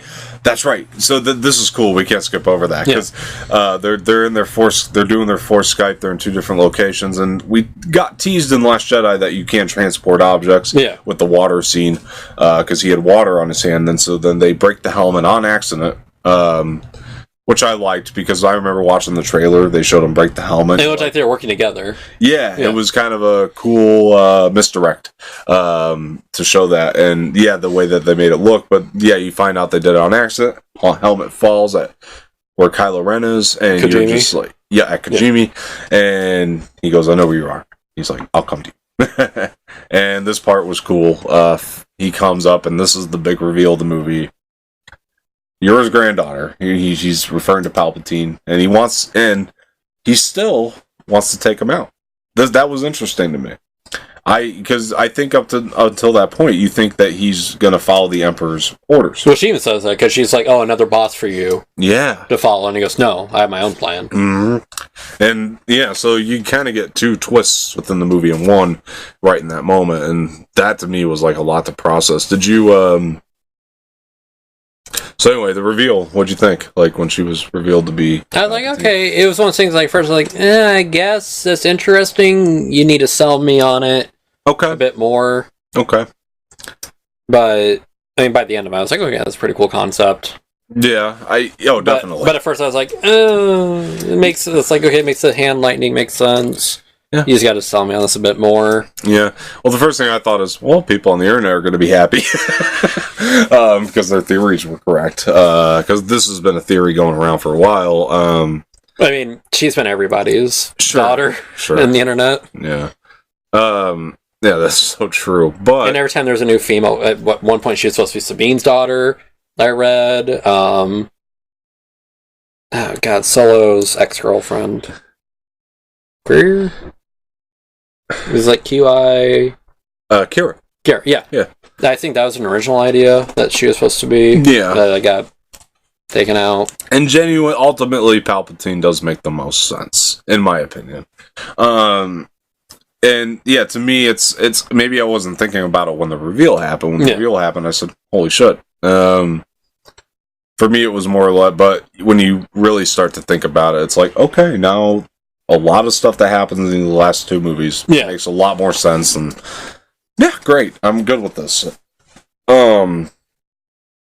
Anyway, so she finds that out. She struggles with it. Is this the part where she got the vision on the throne, or was telling Finn? Maybe I got that part. We might have covered that too early. Because I think it was here on the Falcon that she said that she'd gotten a vision of her and Kylo on the throne. Yeah, I think that may have been then. Yeah, okay. Now that makes more sense. Alright, so I screwed that up. But yeah, because that's when she tells him that she's a Palpatine. yes. Yeah. Yeah. And, yeah, anyway. So, yeah, I was pretty much in shock all the way up until the point where, well, did they go back to, I'm trying to remember. Oh, they went to, Endor. They went back to Endor. It's a different moon of Endor. Yeah. But this is when they go there. I guess that's where the Wayfinder was guiding them or something. I can't really remember. Yeah, it was. Yeah. Because they were taking him to Palpatine had something on there, didn't he? He had, was it a room? No, this is when the dagger got translated. And the dagger told them to go here. That's right. Anyway, so they go there. C-3PO can't speak Sith. Right. So they go there to get answers, and so they're on whatever moon of Endor. I can't remember the name of it. Death Star wreckage is there, which I was so glad they made it a moon of Endor. If it was going to be a whole new planet, I was going to be a little upset because it blew up right over Endor. So the second Death Star wreckage is right there, and which I was talking about my theory that maybe they're going to redo the special effect and Return of the Jedi where it doesn't just vaporize, it actually crumbles. It could. If Lucas didn't do it already. Everything I've seen, it's been vaporized. Yeah, yeah, it's true. That effect has stayed the same. I don't know if they're going to try to George Lucas it. I think they've learned their lesson with that by now. Maybe, yeah. But anyway, so then they go to this moon of Endor. We meet Janna, who I feel I like Zori a little better. Oh, by the way, when they're doing 3PO, or they're wiping his memory, Badu Frick was hysterical. Oh, yeah. That was probably my favorite new addition to the movie was Babu Frick, because he was so funny. He was just, like, drunk, or whatever he was. Kevin Smith was on the set for that, too. Oh, really? They talk about them doing it. Like they had was that one of the moments he was on? Yeah. He wasn't not in the filming movie, there, but he was visiting that day. And he was talking about, like, they had the puppet, and, like, the guy was just doing the voice out loud. Like, oh, really? They didn't add that in later. I mean, he said they may have, didn't post, but that's cool. They were doing the voice. That's awesome. But yeah, that was super funny. But then we'll jump back forward. But Janna, when they introduced her, pretty much the same as Zori for me. It was like how Zori complimented Poe. I thought, Janna complimented Finn really well. It was definitely better than his and Rose's chemistry in Last Jedi. Like, this character really worked for Finn. A lot better than Rose did for Finn in Last Jedi. And I was really thrilled to see that. I was like, okay, yeah, he's very strong when he works with this character. And also, it didn't deviate him too far from Rey and Poe in the movie because he was hanging out with her. You know what I mean? So I enjoyed that. Like, they just didn't spend too much time on it, trying to really develop her. Like, you understood her in a matter of moments. Yeah. And that's the point I'll make about this entire movie. I like that nothing was over-explained. We were talking about earlier, the simplicities back in Star Wars, and nothing got over-explained. Everything can be explained in a minute or so, And in the case of Snoke's explanation, 2 seconds. You show a visual, and you have some words. I made Snoke, So, anyway. The jars of Snoke. Yeah, it cracked me up. It was just easy, though. I like that it was easy. But it went back to my point with Snoke. Like, Snoke was a wimp. People didn't understand that. They were like, he's supposed to be this big, powerful thing. Nobody told you that. You built up that expectation in your head. Because you're so spoiled to what the Emperor was in the originals. But that doesn't need to be Snoke. Just the Emperor's proxy. You didn't care. Yeah, it just made more sense that way, that Snoke would be a wimp. He's a wimp.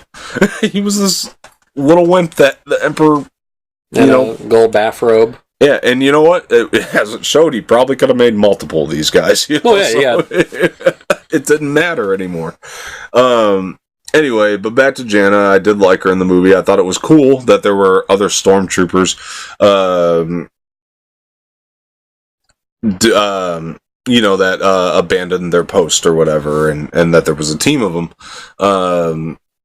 then this is kind of where Finn sort of reveals that he could inhabit the Force, which this is interesting though because that's what he was supposed to tell Rey. Yeah, correct. Yeah, it was deleted according to J.J. Abrams. So this is interesting. I'm kind of starting to like this saying out loud because it was almost like he was going to tell that to Rey, but he did end up telling it to Janna in a way indirectly, but he the way he did it, it was almost like he found a... I think the thing with Finn is, like, when he met Rey, he kind of felt like this is the only friend I'm ever going to have. Or the only really good friend I'm ever going to have, because it was... He even said it to her, like, you looked at me like nobody ever had. I think he found probably an even better friend in Janna. And I think that could be the representation of why he ended up telling her instead. I kind of like and that. And they're both from the same childhood. Yeah, they cut from the same cloth, so to speak. Yeah. The Force sensitive works as in 7, when Kylo's walking on the ship, he stops and stares at him. Yeah. It's true. So true, now that you say that. I never thought of that. That's actually pretty cool.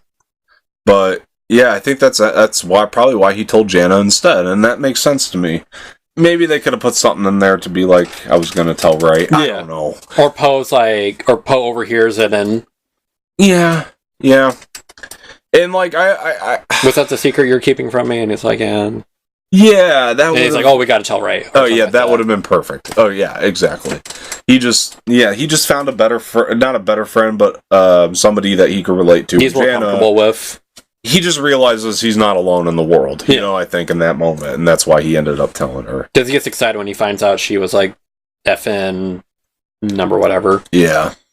And, exactly. And I like that, at this moment, Rey kind of takes the reins, because she takes the, what'd they call that, skiff or something, to the Death Star wreckage, because they had to, like, go around, remember? Oh, yeah, because the waves are too high, and she didn't want to wait. Right, so she didn't want to wait. I did like that. That's Rey just, like, kind of the beginning of her just doing things on her own, kind of letting go of patience, which is something that's important to the Jedi way. To me, this is kind of the start of her, heading toward the dark side. The corruption. Yeah. Kind of like what Luke had in Return of the Jedi, when you first see him. Yeah, exactly. It's the start of it. She abandoned her patience and said, I'm going. And so then she went, and, she gets to the wreckage, and this is one of the coolest scenes in the entire movie. When she's on the wreckage, she goes in this little hallway. I actually love this. This is it's so funny, because it's almost exactly what I didn't want them to do with the moment. But the way it worked in the movie was great. She goes in the hallway, she sees a dark version of herself. Phenomenal. It works so well in the movie, I thought. Did you like the moment of her fighting her dark self? Or? I like that more than I did in the trailer. I still don't like the lightsaber. I feel like that was impractical. Really? Yeah.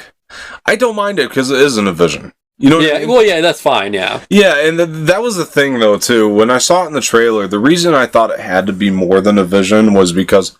if you're going to bring that lightsaber into Star Wars, you're going to do something with it. Well, they did, but they just did it within the vision. And I was like, oh, that makes sense. And they made a cool scene out of it. Yeah, they're coming out with like a Funko of it, and actually looks pretty neat of her as her Sith vision. Yeah. To me, it was like, when I think of the Force vision of seeing your dark self, I think of Luke seeing himself in Vader, and I think of that fight, which is a good fight in that moment, but I just didn't want that to be rehashed, and it really wasn't. It was cooler. It was not cooler, but it was cool in its own way, right? Yeah. And just as cool in its own way. It was more of an homage more than plagiarism. Yeah, like, because they had the mirrors all around, and I just thought it worked, and I thought the fight was great, and I could watch that scene a million times, and I like Daisy Ridley's, little, don't be afraid of who you are. I thought that was really cool to, see her play the dark side for at least 2 seconds, you know. And then she's like, so Rey's on the verge of struggling with the dark side. She runs into Kylo on the wreckage, and I think that's a really good exchange. He's doing the manipulative thing again. I thought it was better in Last Jedi, the way he did it, but I still liked it. And I like that it carried over. It lasts for a little bit, and then it just... Rey says, fuck this, we're gonna fight it. We're just gonna duke it out and be done with it, and they do. And Kylo parries like every move, and Kylo's taking her down, which again, just reiterating, he's really embraced it this time around. He's about as far down as he's going to go. You know why he may have the upper hand? Hmm. Because you were just talking about a minute ago how she let go of Patience. That too. He was very calm during that fight because he wasn't even swinging at her. He was just sidestepping her. You're right. She did let go of her Patience. You're right. Yep. See, look at that. Talking it out works, folks. Anyway, so they're duking it out, and I actually... Okay. This wasn't as epic of a lightsaber fight as I probably wanted it to be. It still worked in the context of the movie. What I did enjoy about this is it brought back the silence. The score was completely gone up until about the end. Yeah, you just hear the crashing of the waves. Yeah, and they reminded me of Empire Strikes Back. What did you think of the fight? I really liked I thought the scenery of the fight was cool. I really liked when the giant tidal wave came. Yeah. And then you just see the red of his blade and his silhouette walk out. Yeah, like, showing it in the trailers, I thought this was going to be the one. The final clash, yeah. Maybe not, maybe it was their final clash. But it wasn't the final big lightsaber moment, which we'll get to in a minute.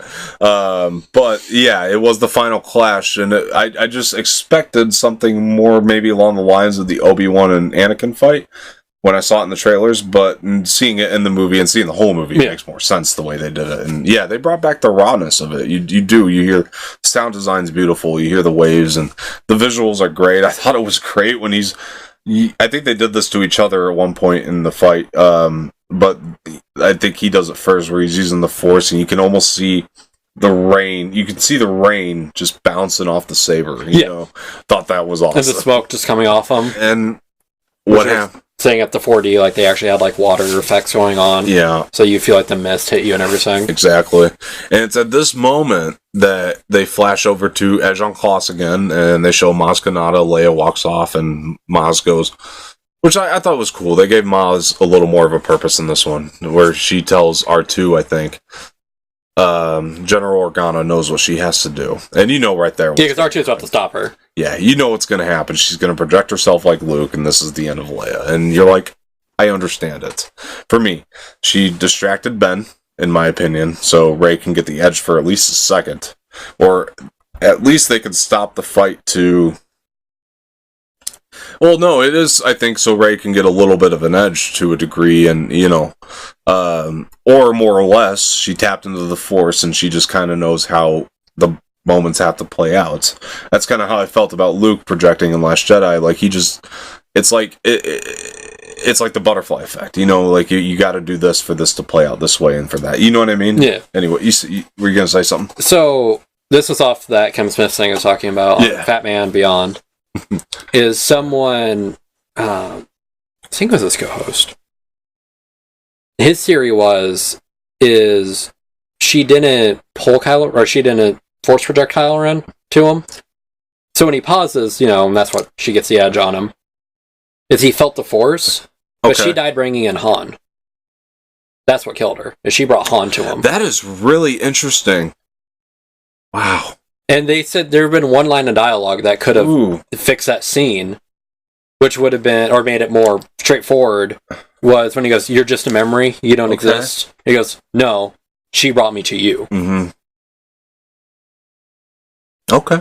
I love that. I think it works either way you look at it, but I do love that. Because that would make more sense of why she would die, because if she brings Han back for that short amount of time, she talked to Ben, or Kylo, to make him Ben again. It could be it. It could be it. But of course, it could be her manipulating his memory. That's fantastic. Yeah. No, when they said that, I was like, that's pretty cool. Holy crap. I actually do love that. Maybe even better than my original thing. But, for whatever reason, though, Leia does show up. And it's right here. Rey did get the edge. Ben did get distracted by it. Yeah. And she stabbed him. And in this moment, I was like, did she actually get him this time? You know what I mean? Like, I just didn't think, as the path that she was going down, I didn't see her healing him. She did. Yeah. And then she comes in, heals him, and I thought it was a great line. I did want to take your hand, Ben's hand. And that was the moment. That was the moment that made him maybe not turn, but contemplate, for the first time, I think. Because he's like, everything I've done to her, and she's still healing me. You know what I mean? Or she's still helping me. And and even on the path that she's on, you know. And anyway, so she takes this TIE fighter, takes off in it, and goes to Octo, and yeah, right here, Harrison Ford shows up. Yeah. Funny story about this. First time I went to see it, I got up to pee, came back, Harrison Ford's on the screen. I'm like, what the fuck is going on? Because when she took off in the tie, I'm like, okay, this has to be like the first slow moment in this movie. Where because I figured they were just going to show her traveling for a second or something. Nope. Flash right over and, hey kid. You know, and there's Harrison Ford, and I was like, holy shit. Anyway, Han showing up, did you love it? I absolutely loved it. Yeah, I found it. I liked it. It was a replay of 7th scene. Yeah. I like that Harrison Ford refused to get a haircut. Yeah, and you know, it was Ben Solo's Kylo Ren. It's time to become Ben Solo again. I love the idea of him becoming, like, I was talking to someone about it. I don't know if his name dropped him, but that I want the Black Series, everything else sort of called. Too many Star Wars toys in the world. Ben Solo figure. Oh yeah, where he has the blaster. He has the, as Kim Smith called it, the Gap sweater. That's cool. Yeah. I have one of mine, a Ben Solo figure now. Yeah, which I'm gonna get into the blaster stuff too, because you know. But anyway, so Han showed up. I love this. I really did. Especially the second time when I really figured out what was going on. I'm kidding. My buddy explained it to me after, and I was like, "Oh, okay, I understand how that worked." But either way, Han's there, and they're talking. Yeah, and you know, comes in and says, "Hey, kid," and yeah, I mean, it showed me that, like, in the moment in Force Awakens, Ben Solo was kind of there. He was present in that moment. Yeah. He was. Kylo Ren was actually really contemplating killing his dad. It added more power to that scene, you know. Because one of the things about the Force Awakens scene, it's good, it added stakes, but it still was like. It was just like. You kind of knew Harrison Ford was going to die in that movie. Yeah. You know what I mean? And this just, to me, added so much more depth to that scene. Knowing that it was going to be, I guess, what you can call the beginning of the climax to the entire trilogy, you know, which is Ben Solo's turn, and he throws the saber. I love it. I love the saber throw. I have the strength. I don't have to, but I don't know if I had the strength to do it. Oh, that line coming back was great. Yep, it was such a good callback. It is a callback, but it's a great callback. It was a powerful callback, and it was his second chance. Yeah. He's like, I'm going to do it right this time, which I thought was awesome. And yeah, people argue his second chance was in Last Jedi, but I don't know. I mean, when he killed Snoke. Yeah, no. That's him embracing the dark side, though. Yeah, because he was doing it to get another position of power. Yeah. I mean, he wasn't doing it. He wasn't doing a self-sacrifice like he was becoming Ben, dropping Kylo and becoming Ben. Yeah, people don't get. He always cared about Rey. Yeah. In the you know, he did. It was twofold, I think. I think one, to get the power, two, to save Rey. Because I really do believe that he has cared about Rey this entire time. He's had some weird obsession with her, which now makes sense with the dyad. Yeah, and I think it says as much at the end of this movie. But anyway, so moving on. So Resistance is getting together at Ajan Kloss at this moment, right? I think before they show Rey and Octu, I think they show them regroup, and then they're like, they know that the fleet's coming, and then they gotta,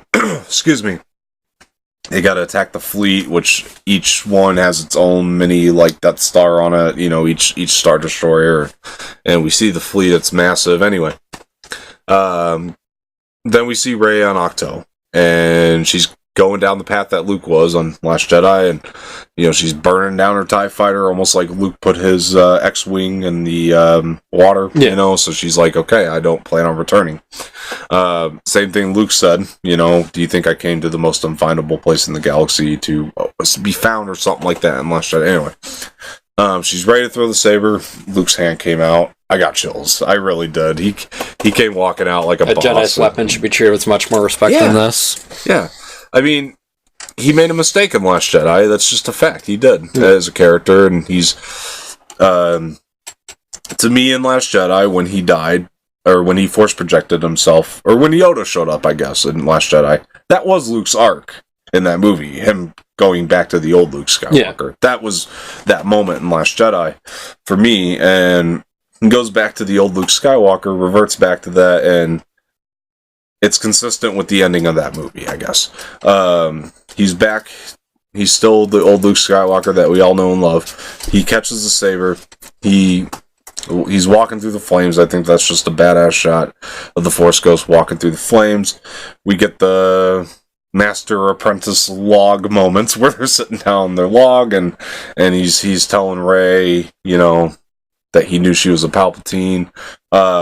People are asking when he found that out, by the way, and to me it was the moment, I think, in Last Jedi when he's sitting on the circle at the top of the cave or whatever, outside the cave where he was training Rey. Well, there's the moment in Last Jedi he's sitting there, because I do think Leia always knew for sure, but he's sitting there on that circle and he's meditating and he connects with Leia. I'm thinking in that moment Leia told him through the Force. Excuse me, in Last Jedi. And I think that's how we found out. Anyway, he says, because, she's scared, and because you're a Palpatine, and what are you most scared of? Myself. And anyway, so then they go into the hut, and he said, my sister would love you to have this. Gives her the weapon. What do you think of all this, Luke? It was the biggest F you to Rian Johnson. Oh, I don't think so. I think it... When the Jedi's weapon needs more respect than this. I think the Luke at the end of Last Jedi would have said the same thing, though. Nah. I think so. Also, the whole sequence was... It was a redeeming thing for Luke in my eyes. I was like, alright, I got Luke back. Everyone's likable again in these movies. Yeah. I enjoyed the whole sequence. Okay. For me, the argument was always, and it's fine if you disagree, okay, I'm fine with that. To me, if you watch Last Jedi, he became the old Luke at the end after Yoda came and talked to him, and that was the old Luke. But anyway, pulls the X-Wing out of the water with the Force. That's Empire Strikes Back all the way. It brought me right back. And then this is the epic moments of the movie. We're going to... Oh, real quick on pulling out the Red 5? Yeah. Red 5. Yeah. Someone on the comments said things like, when he pulled that out, that's the end of his saga, because he finally got to the point where he could lift the ship, which he thought was impossible back in the other movies. Right. So that was like the closure on him. Yeah. Was he's finally made to that point in the Force so he can lift it. Yeah. It's so true. It is the closure on him. Yeah. I felt like it carried, and this is, it does. It ties back into the saga in that way, I agree with you. As far as other moments, which I'll get to in a minute. Anyway, so they go to Exegol. Resistance is ready to get to the final battle. I thought the Space Forces were cool, by the way. Yeah, sorry, it was they didn't leave an impression. Well, yeah, exactly. Yeah. I'm cool with them. I'm cool with them. A lot of people complained about them. I was like, they didn't take or give away anything from the movie. Yeah, that's how I felt. Vehicles. Sure. Yeah, that worked. It's interesting. I like new ideas being brought into Star Wars. It's like we've never seen that. It's cool. He got Rey walking through Exegol, which I love the shots of her walking through Exegol. The flash, lightning, and then the screaming. Everything about that was great. It was like Haunted House the Planet. Yeah, and then I like they show the throne, and you're like, okay, is this guy just going to appear on that throne? Go to the pan to the side. There he is. And he's like, I think he says that last to her, too, or something like that, because he was like, my granddaughter is here. Yeah. I love the line, my favorite line, Empress Palpatine. It was so cool. And yeah, we kind of got a glimpse of what Empress Palpatine would look like in that vision, which is why I think the vision does serve a purpose in a lot of ways. So yeah, so fast forwarding to that, or fast forwarding to the moment that Ben gets there. He comes in with his blaster, and you brought up the point. He's a Solo. Yeah. And this is in the moment. It's so cool. It's so cool to see him embrace the Solo-ness of him. And anyway, so Palpatine's telling Rey she's got to sacrifice him so his life essence can go into her. We kind of get we reminisce a little bit, I think, in this moment on Return of the Jedi when he's trying to seduce Luke. Obviously, it means more here because this is his granddaughter this time, and it means more to him, I think, at this moment. But so yeah, and she's pulling out the saber. She's following all his instructions. Yeah, I thought she was actually going to do what he asked in this moment. I was not expecting, hello, Force Skype. That was cool. Yeah. This, to me, is the epic lightsaber moment. And then you get the shrug. Yep. He pulls out the saber, looks at the Knights of Ren, and goes... Which is very Han Solo. Oh my god, yeah. He's a Solo at this moment. He embraced the Solo family name. Yeah, 100%. Did you dig the saber fight? Oh, yeah, definitely. It was amazing. The moment was cool. Everything about it.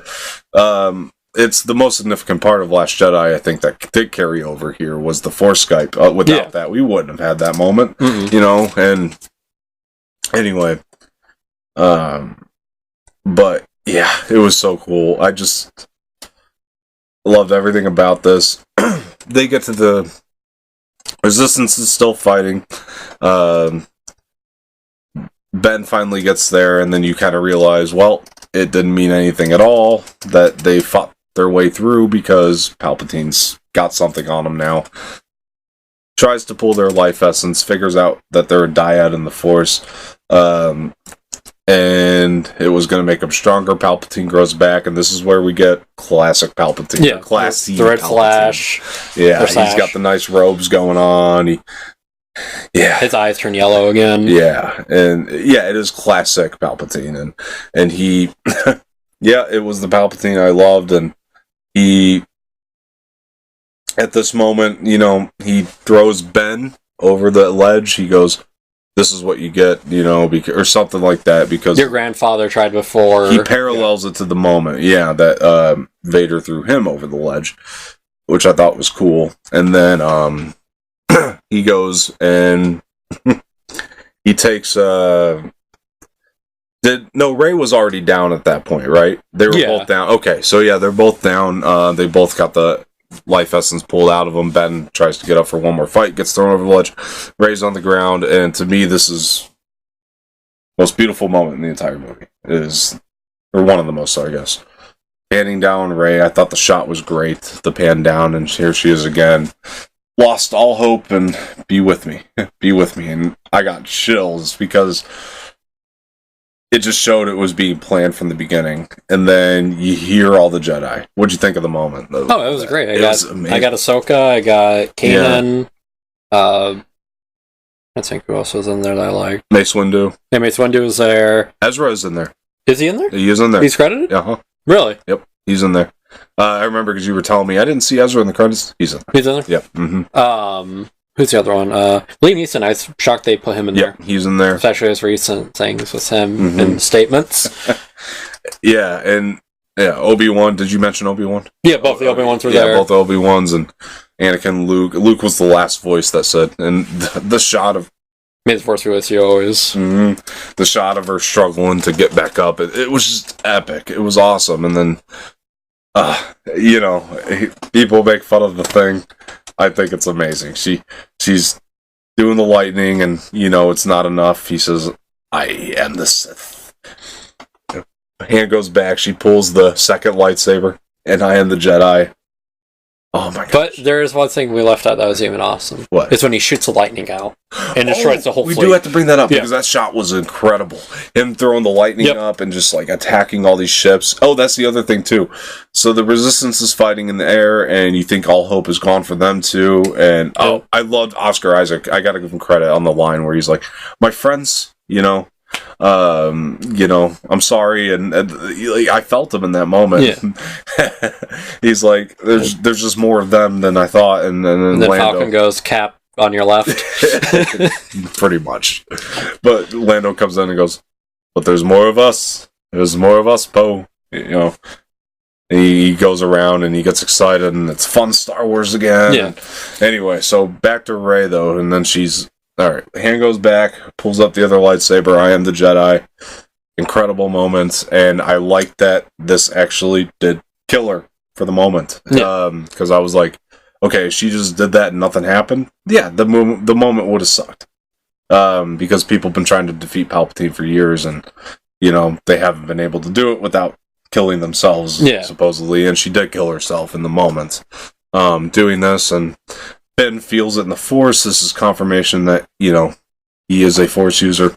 Or not Force user, but he's Force sensitive. Yeah.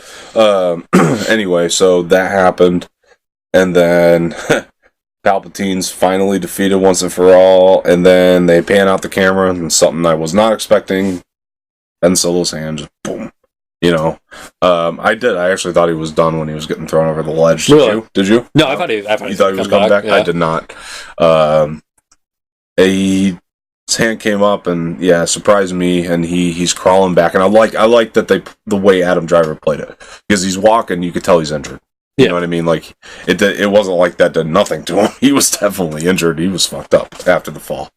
Comes back up, and they go back to the Force healing. He paid the favor forward that Rey did for him, and brings her back from the dead. Not only brings her back from the dead, but it ties back into the moment, or it ties back into Episode 3 in so many ways. Anakin turned to the dark side to save Padme by cheating death. Kylo always wanted to finish what Anakin started. He cheated death. He cheated Rey's death. Yeah. And saved the one he loved, like Anakin wanted to. Beautiful storytelling. Did you love the moment? No, I remember, because I told you, you may not have been out there when I was saying it, that when he was holding her, I wanted Hayden Christensen's Force Ghost to show up and go, finish what I started. Yeah. And I was like, oh, that'd been a cool scene to do that with. Yeah. Yeah, I loved it. And, then the kiss happened, and I liked that, because shortly after he died, in her arms, I thought it was pure beauty, man. I agree, and so that happens, and then we go, she's flying back, everybody's getting out of there. Obviously, they kill Palpatine, so the lightning's no longer a problem, and did you see the Ewoks this time? Yes. Okay. You get that little Ewok cameo, which I loved. Wicket Jr.? Yeah. Oh, I forgot to bring up the Porgs on Octo. The Porg cameo. Oh, yeah. Yeah, they pop up, yeah. Yeah, they were on Octo. They might have been there toward the end, too, now that I'm thinking about it, in the celebration area. I don't know. There's a lot going on in those scenes. Yeah. Chewie finally gets his medal in the celebration. I thought the moment of Rey, Poe, and Finn hugging at the end, that was really great. It was emotional. Like, it was played off well. Did you know I never knew Chewie never got a medal? Really? I never noticed that. Really? Yeah. Whenever in New Hope. Never got a medal in New Hope, no. Yeah, I always thought he did. I was like, why would you give him one? I was so thrown off. Like, wait, he doesn't get a medal? And I was like, no. I'm like, I didn't know that was a thing. Yeah. No, I was happy to see it. I thought it was a cool callback. And it's Han's medal on top of it, so... Yeah. It was great. And then the thing that seems to screw with everybody in any franchise that you do is the epilogue. So, cut after the celebration. By the way, did you think they were implying that Janna was Lando's daughter? No, they confirmed it. They said it was a deleted line. Oh, okay. Or granddaughter, maybe. Because he's supposed to say, my daughter was taken by the First Order. My granddaughter was taken by the First Order. Oh, so they changed it? It's an alternate thing. They got rid of that line, kind of like they got rid of him telling her he's Force sensitive. Okay. Fair enough, I guess. I mean, I'm okay. I'm better with that one being left open. I just wasn't sure how you interpret it. I'm glad that got confirmed. Because my brother was telling me about that. Okay. Because I assumed it right away, because how he said the line. Me too. Yeah. So I'm glad that came across the way it did. I thought that was executed fine. So we cut off after the celebration. And then here's the epilogue. Rey's on Tatooine. I thought it was great to see Tatooine in one of these movies again. And not only is she on Tatooine, she's at Uncle Owen and Aunt Beru's house, where Luke Skywalker grew up. And she's sliding down the thing. Call back to Force Awakens. Yeah. And then we can go... This is the biggest debate in the whole movie. I think that everybody's going to have with this epilogue. Was when... Lady comes up, she said, nobody's been here in years, which makes sense. Yeah. That there wouldn't be a lot of people living there. I think even in the... don't hold me to this. I'm pretty sure there's a part in the Ahsoka novel where she goes to Tatooine, and it's like... No, that wouldn't make sense because Ahsoka is between 3 and 4. Yeah. I'm thinking of a different abandoned planet she goes to. Anyway, I'm thinking of had something to do with Order 66 in the Ahsoka novel. I'm thinking the wrong timeline. Anyway, but she goes to Tatooine. It's abandoned. The lady says nobody's been here in so long, or in years, or whatever she says. Who are you? She turns. She sees the Force ghosts of Luke and Leia and says, Rise Skywalker. And that's the end of the movie, essentially. But what'd you think of Rise Skywalker? How are you feeling? I didn't mind it because she's tactically not a Skywalker, because Skywalker life force is in her. Yeah. Oh, completely skipped over the yellow lightsaber just now. Oh, yeah, she has yellow. Yeah, which I thought was cool. It's like, the switch was awesome. I mean, to me, it's like the war is finally over. Yeah. Though. I mean, what are they going to do? I mean, she's essentially a vigilante or a mercenary now. She's like a watcher of the galaxy, I guess. What threw me off was she has BB-8. I feel like Poe would give him up. Like, that's his droid. That's why I was like, I don't know why she has BB-8, but okay. Yeah. Well, one thing they were talking about, this Kevin and all of them, was maybe all the taken children are Force sensitive. Maybe. And by Lando going out and finding them, that's how you get your next generation Jedi. It's possible. Something I just kind of want it to be done. Yeah, it's the war's over. I think Rey does hold balance. Yeah. She's born from the Sith, and she also has learned the ways of the Jedi. Well, and I brought up the thing that I don't think Kylo's actually dead. He just lives in her now. Yeah. And by that, she has light and dark, so she is balanced. Like, right. Oh, that too. Yeah. And, I mean, if you think about it, like, if Palpatine was the only Force user on the galaxy, he would hold balance, because he knew both sides. Yeah. You know what I mean? But he would have ruled the galaxy terribly. Yeah. But he would have held balance. So we have somebody that not only holds balance, but can actually bring the galaxy, or make the galaxy a better place, you know, for everybody. And, so, that's a question I just thought of. When it comes to leadership, who's in charge? Would that also be Rey? I don't know. It sounds like she just kind of went off and did her own thing. Yeah. Like, she's kind of becoming more reclusive. But it would technically be her decision. Yeah. Right? Maybe, well, no, because Poe made him... It has to be Poe. It's Poe and Finn, because they said Leia gave you leadership, so it'd be Poe and Finn that are... Right. Okay, so they are the leaders right now of the entire galaxy, which is crazy, and Rey is doing Rey, just living on Tatooine, which she's happiest there. I feel like she's doing her thing until she's needed. Like, yeah, I kind of find that interesting. She's just kind of happy in the desert, which is where she was left for most of her life, and it makes sense. She just adapted to that lifestyle. And she's also, the only thing she wanted was purpose. Yeah. She's got the ghosts of Luke and Leia, her only two mentors in the world. Well, Han, but he can't be a Force ghost. Yeah. But she can feel the spirits of them, and I found that to be very cool. And it makes sense why she would take on that Skywalker name, after that. And anyway, yeah, no problems. Her being a Skywalker. I thought it was great. Yeah, it made the most sense. And anyway, movie moves at a very fast pace, and it flew by. Yeah. And it was so much fun to watch. I love the movie. I've given my grade on my non-spoiler review. You gotta grade the movie. What grade are you gonna out of 10, probably about an 8.5. 8.5? Yeah. Okay. The more I've watched it, the more I like it. I'm about to see it again tomorrow. So would that be letter grade B+? Yeah, about a B+. Okay. Yeah. Because we do letter grades on this one, but it's fine. So B+ there, and it may go up the more I watch it.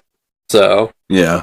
I'm also going to throw both of our rankings up right around this time on the channel.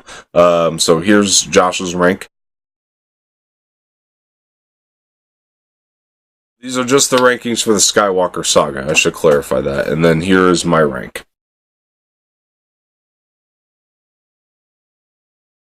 Alright, so we had a great time with the movie, and this is going to wrap up the spoiler review. Thank you for tuning in. Thanks, Josh, for coming out. Thanks for having me. Hope to get you back on the channel at some point, and we'll work that out. Anyway, this has been the spoiler review of The Rise of Skywalker. Thank you for tuning in, and I'll see you guys next time.